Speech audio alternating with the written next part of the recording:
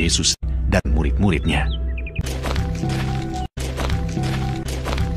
Meninggalkan Yudea dan kembali lagi ke Galilea. Ia harus melintasi daerah Samaria. Maka sampailah ia ke sebuah kota di Samaria yang bernama Sikar, dekat tanah yang diberikan Yakub dahulu kepada anaknya Yusuf. Di situ terdapat sumur Yakub. Yesus sangat letih oleh perjalanan, karena itu ia duduk di pinggir sumur itu. Hari kira-kira pukul 12. Maka datanglah seorang perempuan Samaria hendak menimba air. Kata Yesus kepadanya, "Berilah aku minum." Maka kata perempuan Samaria itu kepadanya, "Masakan engkau seorang Yahudi minta minum kepadaku seorang Samaria?" Jawab Yesus kepadanya, "Jikalau engkau tahu tentang karunia Allah, dan Ia telah memberikan kepadamu air hidup, barang siapa minum air yang akan kuberikan kepadanya, ia tidak akan haus untuk selama-lamanya. Air yang akan kuberikan kepadanya akan menjadi mata air di dalam dirinya, yang terus-menerus memancar sampai kepada hidup yang kekal. Pergilah, panggillah suamimu, dan datang ke sini." Kata perempuan itu, "Aku tidak mempunyai suami." Kata Yesus kepadanya, Tepat katamu, bahwa engkau tidak mempunyai suami. Sebab engkau sudah mempunyai 5 suami, dan yang ada sekarang padamu bukanlah suamimu. Dalam hal ini engkau berkata benar.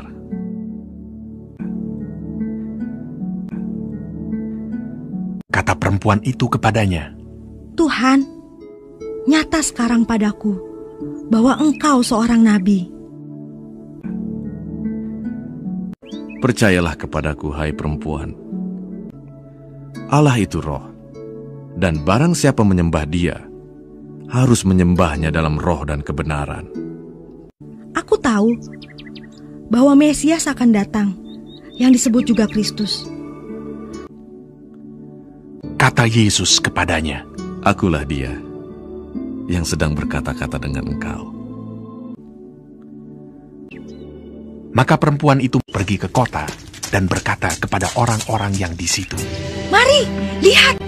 Di sana ada seorang yang mengatakan kepadaku segala sesuatu yang telah kuperbuat." Maka mereka pun pergi keluar kota, lalu datang kepada Yesus. Dan banyak orang Samaria dari kota itu telah menjadi percaya kepadanya karena perkataan perempuan itu yang bersaksi.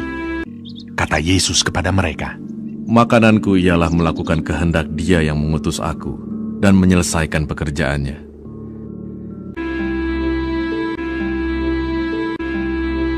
Dan lebih banyak lagi orang yang menjadi percaya karena perkataannya.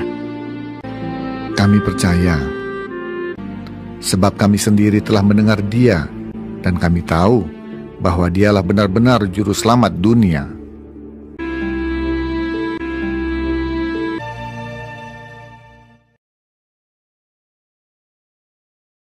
Selamat malam Bapak Ibu dan saudara yang kekasih dalam Yesus Kristus. Hari ini tanggal 10 di bulan Juni yang kita imani dan percaya kasih karunia Tuhan menyertai kehidupan kita. Sehat semua Bapak Ibu semua, saudara.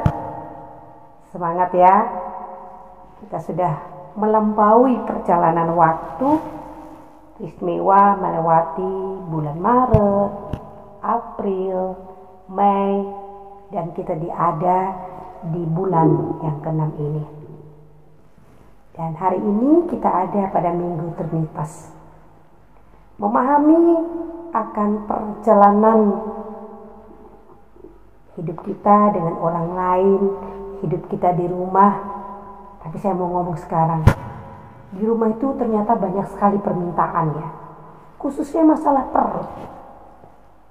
Dan permintaan itu yang untuk hari-hari gini selalu harus diukur dengan berapa uang kita sekarang. Ibu bapak saudara, alhasil ternyata di rumah saja ada satu bahasa uang tidak masuk, tapi banyak yang keluar. Saya berpikir betul juga ya Bapak Ibu ya. Tapi kan kita tidak pernah bisa juga menolak permintaan yang dimana kebutuhan sehari-hari yang real untuk anggota keluarga di rumah. Apa itu? Masalah perut. Dan ketika itu menjadi satu perjalanan hari-hari, yang pasti tidak akan pernah berkata bahwa tidak cukupkan makanan dan minuman. Pada malam hari ini, Ibu Bapak Saudara, kisah Yohanes pasal 4 di kitab Injil bercerita tentang perjalanan Yesus bersama dengan para murid, dan ia ada pada atau menuju sumur Yakub. Bapak Ibu, mungkin ada satu penting untuk kita melihat bahwa disitulah manusianya Yesus hadir. Apa catatan kita? Dia haus. Dia haus berarti menunjukkan kemanusiaan Yesus yang real. Dia haus.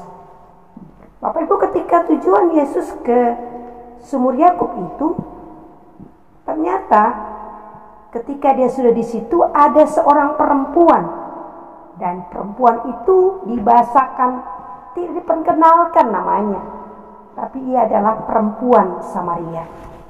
Bapak Ibu, perempuan Samaria, orang Samaria dalam garis dunia perjanjian baru adalah masyarakat yang notabene juga melakukan perilaku hidup yang tidak baik. Dan itu nyata pada Yohanes pasal 4. Tentu kita bertanya-tanya, apakah Yesus diberikan informasi tentang perempuan ini? Nah, ini yang pertama kita belajar, bahwa Tuhan itu Maha tahu. Dia tahu detailnya hidup kita manusia, dari ujung rambut sampai ujung kaki. Dia tahu. Perempuan ini punya 5 suami, 4 yang resmi, 1 tinggal sama dia, dan tidak resmi. Ibu bapak saudara kekasih dalam Kristus, proses yang tidak lazim terjadi. Bagaimana mungkin Yesus orang Yahudi mau berbicara dengan orang Samaria, perempuan Samaria, yang notabene juga perilaku hidupnya tidak baik. Yang kedua, kita belajar, seringkali kita seperti polisi rohani untuk orang yang memang kita tahu atau dari mulut ke mulut tentang perilaku hidup, maka kita menjudge dia atau tidak mau memberikan ruang untuk dia juga mendengarkan kebaikan Yesus yang dapat kita nyatakan dalam perbuatan yang real. Yang kedua, ini kita belajar bahwa kehadiran anak Tuhan tidak boleh melihat latar sosial kehidupan orang. Kita harus berbuat baik dalam segala keadaan. Dan Tuhan menempatkan kita bukan hanya sesama orang Kristen, tapi juga orang yang berbeda. Dan disitulah yang kita mau bersama ada pada pemahaman pemikiran yang ketiga. Ibu bapak kekasih, kita perhatikan ketika perikop kita dimulai ayat 11.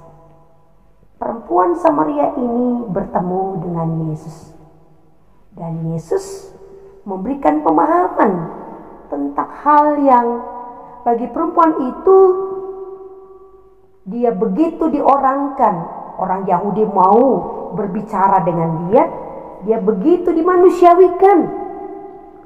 Lalu dia berkata pada ayat 15, "Berikanlah aku air itu supaya aku tidak haus dan tidak usah datang lagi ke sini untuk menimba air."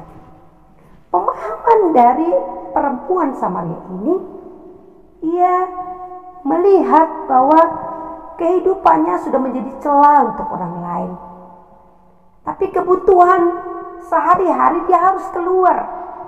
Dan kalau air kehidupan itu dia terima, berarti dia bisa tidak lagi diperguncingkan orang tentang status perkawinannya terutama. Dan dia ketika Yesus menawarkan dan memberikan pemahaman tentang air hidup, dia merasakan bahwa itulah kebutuhan yang hakiki. Ibu bapak, saudara kekasih dalam Yesus Kristus, dari percakapannya dengan Yesus tampak bahwa yang dibutuhkan perempuan itu yang pertama-tama adalah pengakuan dan penerimaan akan dirinya. Ayat 17 dan 19. Percakapan tersebut berakhir dengan suatu kesadaran bahwa dirinya membutuhkan kehadiran Sang Juru Selamat Mesias pada ayat yang ke-25. Mesias inilah yang akan menuntun mereka, yang akan menuntun dia untuk memiliki kehidupan yang sesuai dengan kehendak Allah. Banyaknya keinginan ini dapat membuat orang tidak menyadari sesungguhnya apa yang dibutuhkan dari kehidupannya. Kebutuhan kita adalah keselamatan Kristus yang membuat kita hidup yang kekal. Tapi terkadang banyak keinginan kita yang kita ajukan kepada Yesus. Ingat, masa pandemi ini, masa wabah ini, bukan hanya kita meminta cukupkanlah makanan di perut ini, tetapi masa pandemi ini, masa wabah ini, bagaimana Tuhan cukupkan kita untuk berhikmat memahami proses ini, untuk tidak emosi, untuk tidak putus asa, untuk tetap roh hikmat itu memberikan kita semangat. Pengalaman perempuan Samaria ini mengajarkan kita untuk menerima diri kita dalam keadaan ini tanpa membandingkan apa yang terjadi pada orang lain. Dan kita juga memohon untuk dicerahkan mata hati kita untuk dapat mengetahui apa sesungguhnya yang kita butuhkan dalam kehidupan ini. Pada malam hari ini kita percaya roh hikmat Allah yang kita pinta terus untuk kita tahu apa yang kita butuhkan. Jangan sampai kita salah meminta apa yang kita butuhkan, sehingga kita merasa hidup kita terseyak-seyak, hidup kita lemelahkan dalam masa wabah pandemi ini. Tetapi kita minta hikmat Tuhan agar kita dapat memahami apa yang kita butuhkan karena pekerjaan Roh Kudus Tuhan. Berusahalah kita meminta kepada Tuhan yang kita butuhkan, sehingga kita mendapatkan pengharapan terus dalam Tuhan. Selamat malam. Kristus memberkati kita semua. Amin.